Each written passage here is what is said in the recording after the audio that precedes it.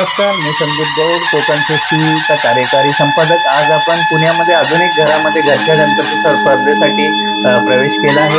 आपण मिस्टर राजेंद्र बासा यांच्या घरी आलो आहे आणि त्यांनी गेल्या कित्येक वर्षापासून ते वेगवेगळे देखावे करतात. कधी राधा कृष्ण लीला, आणि ते स्वतः एक छोटे मूर्तिकार पण आहेत. पण आज त्यांच्या घरामध्ये काही विशेष आपल्याला दिसतंय. आपला ढोल ठेवले आहेत, वेगवेगळे वाद्य ठेवले आहेत. सर, काय म्हणणं आहे, तुम्ही हे वेगवेगळी वाद्य कशासाठी ठेवली आणि का का म्हणून ठेवलेली? आम्ही आर्ट ऑफ लिव्हिंग या माध्यमातून आर्ट ऑफ लिव्हिंगचे सत्संग म्हणजे जे बाहेर भजन म्हणून म्हणतात ते आम्ही सत्संग म्हणतो आम्ही त्यात. तर आर्ट ऑफ लिव्हिंगच्या भजनामध्ये आणि बाहेरचे तुम्ही आता म्हणाल की आर्ट ऑफ लिव्हिंगच्या भजनात आणि बाहेरच्या भजनात काय फरक? तर आर्ट ऑफ लिव्हिंगच्या भजनामध्ये श्वासाचे जे 3 प्रकार आहेत, प्राणवायू कसं घ्यायचं, तर त्यात प्रत्येक भजनात प्रत्येक गाण्यात त्या रिदम प्रमाणे त्या गाणे सूचीबद्ध केलेले आहेत. सुरुवातीला स्लो, नंतर थोडा हाय स्पीड वाढतो, नंतर लास्टला खूप स्पीड वाढतो.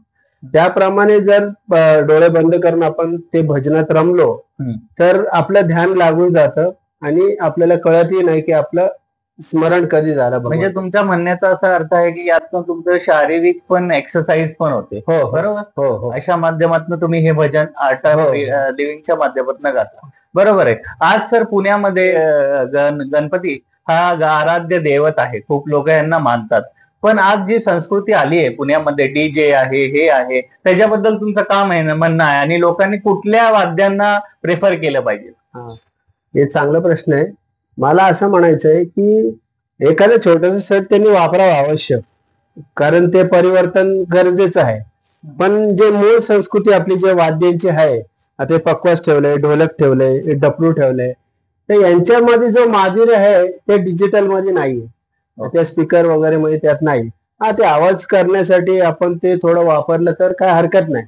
पण जे मूळ भजनाची जी गाभा आहे, पकवाज म्हणा, ढोलक म्हणा, ढोलकी म्हणा, याच्या माध्यमातून जेव्हा आपण भजन कीर्तन करतो तेव्हा खरं आपण परमेश्वराच्या सानिध्यात पोहोचतो.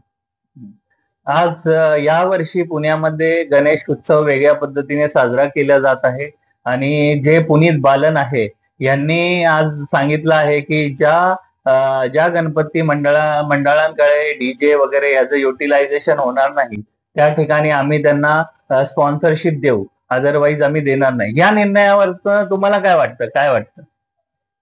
निर्णय तसा योग्यच आहे, पण निर्णयाबद्दल मला थोडासा म्हणायचं, एकदम टोकाच्या भूमिकेला जाण्यापेक्षा त्यातला सुवर्ण मध्य गाठून हळूहळू लोकांमध्ये परिवर्तन घडून आणायला पाहिजे.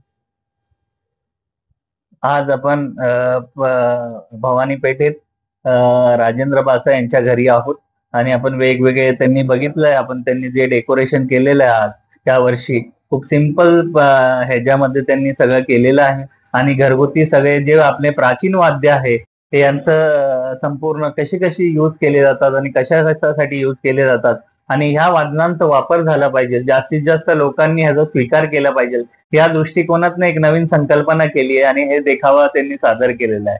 आपण सगळेजण पाहत आहात कोकण सृष्टी. आपल्या चॅनलला लाईक करा आणि सबस्क्राईब करा आणि सगळ्या लोकांना सबस्क्राईब करायला सांगा.